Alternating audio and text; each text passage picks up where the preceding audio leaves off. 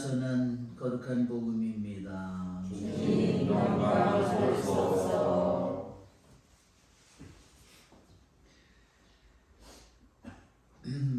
엘리사벳은 해산달이 차서 아들을 낳았다. 이웃과 친척들은 주님께서 엘리사벳에게 큰 자비를 베푸셨다는 것을 듣고 그와 함께 기뻐하였다. 8일째 되는 날 그들은 아기의 할례식에 갔다가 아버지의 이름을 따서 아기를 스가랴라고 부르려 하였다. 그러나 아기 어머니는 안 됩니다. 요한이라고 불러야 합니다. 하고 말하였다. 그들은 당신의 친척 가운데는 그런 이름을 가진 이가 없습니다 하며 그 아버지에게 아기의 이름을 무엇이라 하겠느냐고 손짓으로 물었다. 스가랴는 글 쓰는 판을 달라고 하여 그의 이름은 요한이라고 썼다. 그러자 모두 놀라워하였다. 그때 스가랴는 즉시 입이 열리고 혀가 풀려 말을 하기 시작하면서 하느님을 찬미하였다. 그리하여 이웃이 모두 두려움에 휩싸였다. 그리고 이 모든 일이 유다의 온 산악 지방에서 화제가 되었다. 소문을 들은 이들은 모두 그것을 마음에 새기며 이 아기가 대체 무엇이 될 것인가 하고 말하였다. 정녕 주님의 손길이 그를 보살피고 계셨던 것이다. 아기는 자라면서 정신도 굳세어졌다. 그리고 그는 이스라엘 백성 앞에 나타날 때까지 광야에서 살았다. 주님의 말씀입니다. 그리스도님 찬양합니다. 참 예수님. 우리는 세례자 요한의 탄생 오늘 대축일 미사를 보냅니다. 모든 성인들은 다 죽은 날을 축일로 기념일로 삼습니다. 그런데 예수님과 세례자 요한만은 탄생일을 또 하고 성모님도 탄생일을 우리가 기념하죠. 정말 세례자 요한이 성인들 중에서도 얼마나 높은 위치를 차지하고 있는가 그런 것을 우리에게 알려줍니다. 특히 세례자 요한의 탄생을 우리가 기념하는 것은 바로 예수님보다 6개월 먼저 임신한 세례자 요한이 있음을 우리가 알고 있고, 세례자 요한의 탄생은 곧 우리의 구세주이신 예수님의 오심을 우리에게 알려주는 6개월 후에 구세주께서 탄생한다는 것을 우리에게 상기시키기 때문에 구세주가 가까이 오셨음을 알려주는 일이기 때문에 우리가 특별히 세례자 요한의 탄생을 중요하게 기념합니다. 세례자 요한은 사제의 집안이었죠. 아버지가 사제의 역할을 하러 갔다가 벙어리가 됩니다. 사제 집안은 유대인 중에서 어느 지파가 사제 집안이죠? 레위 지파입니다. 예수님은 어느 지파죠? 예수님은 유다 지파입니다. 예수님은 사제 집안이 아닙니다. 근데 이것을 보면 우리가 세례자 요한이 정말 주님보다 6개월 먼저 정말 아기를 낳지 못하는 할머니에게서 태어납니다. 근데 우리 정말 그 수많은 은총을 받은 그런 사람이 잉태에서부터 하느님의 섭리 안에서 정말 태어난 세례자 요한이지만, 세례자 요한은 탄생한 후에 바로 그때는 많은 축복을 받았지만 예수님이 탄생한 후에 헤로데 임금은 구세주가 태어났다는 것을 알고 그 근방에 모든 아기를 2살 아이를 다 죽이라고 명령을 했어요. 그때 세례자 요한은 예수님보다 6개월 먼저 태어났잖아요. 그때 베들레헴하고 그 유다산 꼴이거든요, 여기가. 그렇기 때문에 제일 가까운 지역이에요. 그렇기 때문에 세례자 요한도 처형을 돼야 되는 겁니다. 그때 그래서 아버지는 스가랴는 사제 스가랴 이 할아버지는 자기 아들을 어디에 있다고 말할 수 없기 때문에 아버지는 처형당했어요. 여기에는 성경에 그런 이야기가 나오지 않습니다. 그래서 엘리사벳은 급히 아기를 안고 그 군인들이 처형을 하러 6개월 전에 이 아기가 태어났다는 것을 알고 죽이러 오고 있는 때에 천사가 바위로 다 가려줬대요.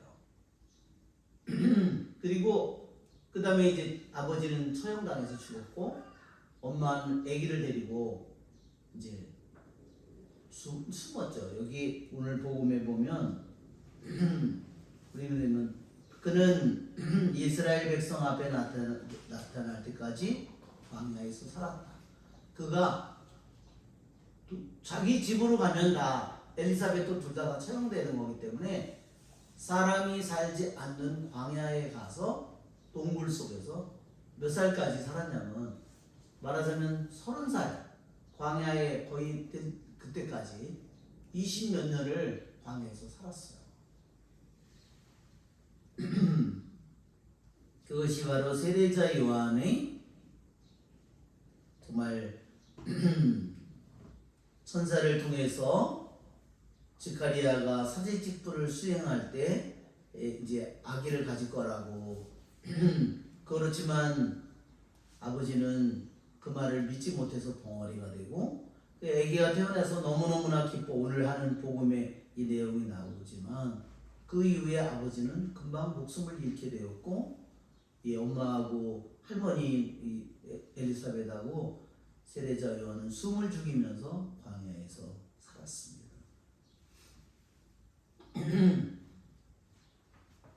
그래서 세례자 요한이 정말 거의 그러니까 사람도 접촉하지 못했겠죠. 세례자 요한은. 그러니까 세례자 요한은 정말 완전히 스토다처럼 사는 거예요. 동네 누구 다른 사람들하고도 만나면 그 당시 사람들은 당신 누구요? 어디서 왔어? 네 아버지는 누구요? 다 물어봤거든요. 너는 어느 집하고? 그게 막 사람을 만날 수 없는 겁니다. 사람이 오면 어떻게 했을까요? 피했겠죠. 그것이 세례자 요한이 예수님에 대한 준비를 시키는 예언자로서 그가 어떤 일생을 살았는지 우리에게 알려주는 겁니다. 이 세례자 요한은 그래서 점점 맨 처음에는 자신이 유명했는데 나중에는 예수님이 세례를 주면서 더 예수님이 유명해질 때 세례자 요한은 뭐라고 얘기했냐면 그분은 점점 커지셔야 되고 자기는 점점 작아져야 된다고 그렇게 말합니다. 정말 우리들도 우리들의 인생이 그렇잖아요. 우리들의 인생에 내가 젊을 때는 점점 내가 몸도 튼튼해지고 키도 커지고 점점 이렇게 하다가 뭐 일도 많고 말을 하다가 점점 내 어느 순간부터 점점 내가 작아지죠. 그렇죠? 왜 하나님이 인간을 이렇게 만드셨을까? 점점 잘 나가게 만들 수는 없었을까? 왜 하나님은 이렇게 점점 자라서 30대 40대 이렇게 한참 성장했다가 왜 늙고 쪼그라지고 점점 병들고 나중에는 다 손도 발도 다 모든 게 다 흔들리죠? 왜 꼭 그렇게 만드셨을까? 이게 하나님의 섭리라는 것을 우리는 잊어서는 안 됩니다. 우리는 정말로 티끌 같은 존재로 우리가 이 세상에서 시작되고 다시 티끌로 돌아가는 존재입니다. 그래서 우리가 점점 커지는 것도 우리가 하나님의 섭리 안에서 우리들에게 주님께서 우리에게 이끄시는 섭리이지만 내가 점점 작아지는 길을 가지 못하면요 그 사람은 너무너무 힘든 인생을 살아가게 돼요. 모든 사람과 충돌을 합니다. 우리들이 말하자면 남자는 은퇴하고 그러면 자신의 영역이 점점 아는 사람은 하나둘 죽어가고 자기가 돈을 버는 것도 줄고 그렇죠? 점점 자기 영역이 작아져요. 그러나 그것은 절대로 헛된 일이 아닙니다. 그것은 하느님께 가는 길이기 때문입니다. 우리들이 점점 내 자신이 점점 저도 점점 그런 것을 많이 느낍니다. 이번에도 신학교를 연수를 갔는데 가보니까 나무가 너무너무 훌쩍 자란 거예요. 와, 정말 믿을 수 없을 만큼 소나무 반성도 아니 제가 땅에 거의 붙어있던 애 같은데 어떻게 저렇게 컸지? 믿을 수 없어요. 메타스카이아나 무슨 뭐 느티나무가 완전히 커서 완전히 그들이 덮였어요. 근데 저는 점점 작아지고 있는 거예요. 쪼그라드는 거예요. 그것이 우리들이 그것을 받아들이지 못하면 자기의 후반의 인생이 자기가 잘못 살아가는 겁니다. 내가 어떤 사람이었는데, 어느 사람 그런 사람이 있죠. 내가 옛날에 어떤 사람이었는데, 내가 뭐 얼마나 저기 했는데 나를 우습게 알아? 그러면 이렇게 이것은 자기 인생을 망가뜨리는 거야. 그런 사람은 뭐밖에 남을 게 없을까요? 분노. 그죠? 내가 이런데 왜 나를 그렇죠? 그러면 말 한마디가 나가면 좋은 말이 나갈까요? 저것들이 나를 개무시한다고 집안 식구들도 자기를 개무시한다고 다 이렇게 생각하는 겁니다. 그것은 잘못된 삶이에요. 우리들 자신이 주님께서 나의 위치를 점점 작게 만들어 갈 때 주님 감사합니다. 내가 이때까지 누려왔던 모든 것이 주님에게서 왔다는 것, 건강도, 우리들의 정신력도, 우리 말하는 능력도 어떻게 왔을까? 주님이 나에게 혀를 주지 않았는데 어떻게 말하는 능력이 왔을까요? 귀를 듣는, 나중에는 아까 종 쳤다고 그랬는데 종 못 드시잖아. 그것이 바로 우리들이 점점 살아가는 우리들의 삶이에요. 그것을 우리들이 잘 감사하고 그걸 받아들일 때 우리는 다른 사람을 축복하고 다른 사람을 존중하고 사랑하는 삶을 살게 되지만 그것을 받아들이지 못할 때 우리는 분노, 미움, 불화, 시기, 질투, 판단 모든 일들을 만들어가야 돼요. 그것은 어리석은 자의 삶입니다. 하느님은 나중에 어떻게 할까요? 하느님이 집어던집니다.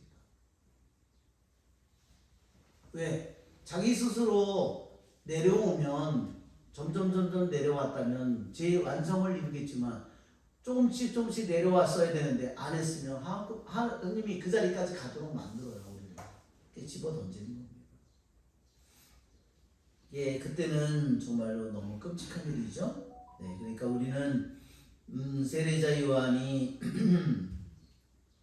정말 주님의 수많은 은총 속에서 태어났지만 예언자가 되기까지 그는 얼마나 외롭고 힘든 그러다가 엘리사벳은 또 중간에 일찍 돌아가셨겠죠? 얼마나 그는 주님의 예언자가 되기 위해서 얼마나 많은 세상의 시련을 겪었고 그의 영혼이 준비되었을까를 우리에게 생각하게 해줍니다. 세례자 요한의 한마디는 오늘도 독서의 말씀에 있는 것처럼 주님께서 화살을 벼리시어 화살통에 꽂아 놓으셨다고. 그것이 왜 그랬죠? 그가 하나님의 말씀을 들을 때 그는 사막에서 광야에서 하나님의 말씀을 들을 때 그에게 그 하나님의 말씀이 그의 마음속에 화살처럼 박혔을 거예요. 왜? 세상의 위로는 아무것도 없거든요. 그렇죠? 인간적인 위로가 어디 있어요? 그것이 세례자 요한의 예언자로서 가는 길이었습니다.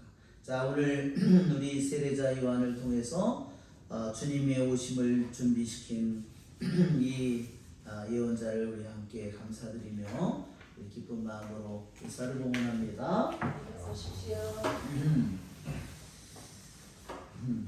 전능하신 천주 성부 천지의 창조주를 저는 믿나이다. 그 외아들 우리 주